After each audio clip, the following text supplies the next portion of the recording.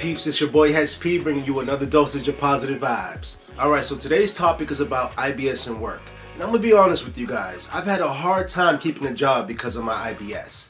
I've lost 3 jobs because of it. 3 jobs. And the first job that I lost got so bad that I had to leave and quit in an ambulance. On a scale from 1 to 10, the pain was at 30 that day.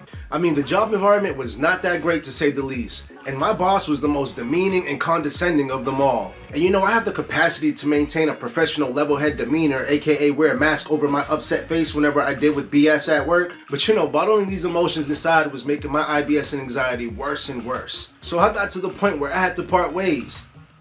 3 times. However, throughout the experiences of dealing with IBS at work, I came up with 5 tips that can help you IBS sufferers when getting a job or maintaining one. Alright, tip number 1. When starting a new job, make sure to be upfront about your IBS to your manager or boss. Letting your boss know that you have IBS from the get-go is key because you want to develop a relationship where there can be an understanding in the beginning. For example, I can't remember the number of days I had to call out or show up to work late because the toilet decided it needed me to stay home to keep it company. And at first, I used to be embarrassed and afraid to tell any of my bosses what I was dealing with. But you know what I said? I got fed up, Holmes. I called my boss and I said, "Hey, yo, boss lady, I'm not coming into work today. Mi culo's acting up." Okay, I'm just kidding. I was a little bit more professional than that. But as a result of doing that, she was understanding. More than I expected. Another good reason to bring it up in the beginning is so that your boss can try to make accommodations for you. For example, when I worked my last job, they provided me with the key to a single bathroom so that I can have the space and privacy that most of us IBS sufferers need. By the way, I don't suggest mentioning your IBS in the interview process. Don't want to risk your chances of getting the job, but yet show and prove that you can manage like everyone else once you do get hired.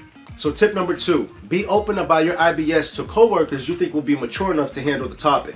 I know IBS is an embarrassing topic, but try your best to be open about your condition whether people understand or not. At least they know you suffer from something. Reason being is because when coworkers notice you're having a bad day, the generous ones will usually step up to the plate and help you out. It's nice to feel like you have some sort of support system at work. Alright, so tip number 3, get your doctor to provide you with a letter of restrictions. With my IBS, literally, I cannot walk or stand for a long period of time without the pain increasing. So whatever it is that is physically challenging you, then your doctor should be able to provide you a letter with these restrictions for your boss. By the way, if you have a very lenient, laid-back kind of boss, and if they're very understanding and take your word of mouth about anything you say, I would still gather all the medical proof necessary. At the end of the day, your job is a business, and when it comes to legality issues, you always want to cover your ass. So it's always good to have some kind of medical proof in case for any reason your condition comes into question. Alright, so tip number 4, make your work environment as comfortable as possible. For example, if you're allowed to have headphones on at work, then play music that calms your anxiety and you can be in positive vibes all day. Also, drink plenty of water throughout the day so that your food gets digested properly and you're able to take a shiznai with ease. Dirty talk. Also, carry that preparation H, baby. Don't be embarrassed. Be proud that you got cream to numb the pain on your booty hole. You guys must like this dirty talk. Alright, so tip number 5. If you feel like you can't work a regular 9 to 5 with your IBS, then reevaluate your options and try to work from home.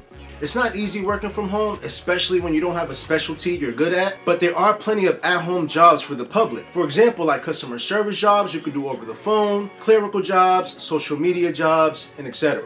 I just kept doing tons and tons of research until I was able to find a job that worked best for me because I don't have the kind of IBS where I could work a regular job. I need a flexible job. Look, I gotta be honest with y'all. I'm not as reliable as I once was or as I want to be. I don't have the physical stamina or strength that I once had before I got IBS. See, I have too many restrictions now to be accommodated at a regular job. Again, what I'm dealing with is a chronic condition.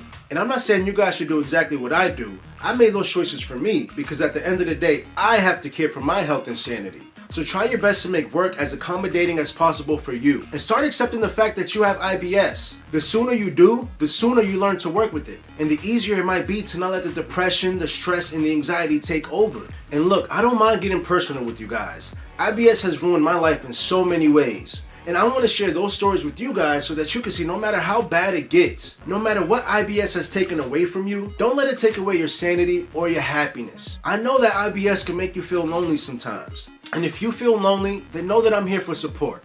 Well, alright guys, I hope these tips were helpful. Don't forget to like, comment, and subscribe. And remember, be surrounded by nothing but positive vibes. Peace, y'all.